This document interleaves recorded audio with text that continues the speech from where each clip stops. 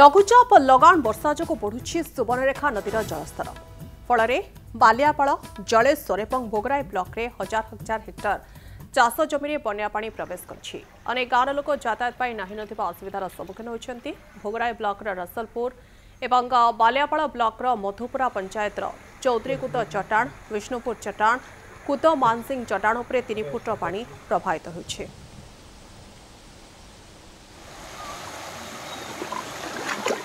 लघुचाप जनित लगाण वर्षा कारण उत्तर बालेश्वर समस्त नदी मानक जलस्तर वृद्धि पाई।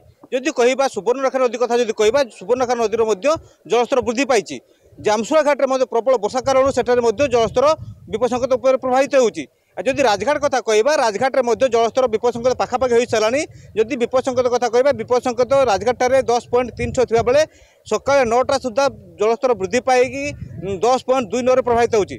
जहाँफल बस्ता बालियापाल जलेश्वर भोगराई अंचल गोटे बन्या परिस्थिति सृष्टि होती। तेज आम सहित किसी स्थानीय बासिंदा अच्छे सहित आलोचना करवा बर्तमान स्थिति केमती कौन अच्छी से किभली भाव यातायात कर धीरे धीरे लोक घर को पानी प्रवेश कलानी। आप चट्टाण विगत 2 वर्ष पूर्व 2टी पिला चली चली आसुले भाव में से गुड़ खसी जाई मृत्युवरण करते। तेणु निश्चित भाव में विपदपूर्ण भाव में ये 3टी गाँव को पानी प्रवेश करुच्ची।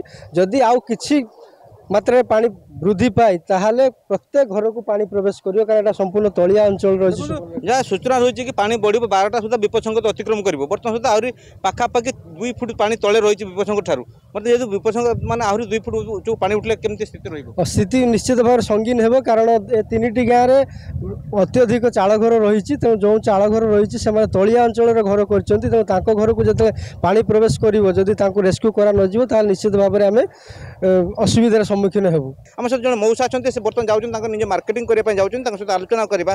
मौसा कौन जाऊँ मार्केट रे बाबा ये जाऊँ पिला छुआ को ज्वर होती आंटी आंटी पानी जंगे पेटे जल चली कौन करवा न गले हेनी मेन रास्तार जंगे अंटे पेटे पानी होती बर्तमान आ जाऊँ एमती बुट फुट किसी एपर्तंत आसी ना तेरे प्रशासन ठीक अच्छे आसीज पानी टे बढ़ीगले आसीज जो रास्ता बर्तमान पानी अच्छी अंचल देखुए कौन चाष जमी ना ये होलसेल चाष जमी ये जेते होलसेल चाष जमी जेते देखुं ए पानी घेर सबू चाष जमी कौन चाष कर धान धान चाष कर बाबा तार ठीक ना पानी छाड़ा ठीक ना चाष अवस्था भल रहा कहीं लोक सार बार पकई धान टाक जमे देते ये पानी पचि जापे चाष जब पचि जाए लोक केमती कौन खियापिया करेंगे कौन करेंगे जमी सरकार को चाहिए हाइलिंग दान कले जहाँ चलाचुली करेंगे किस करेंगे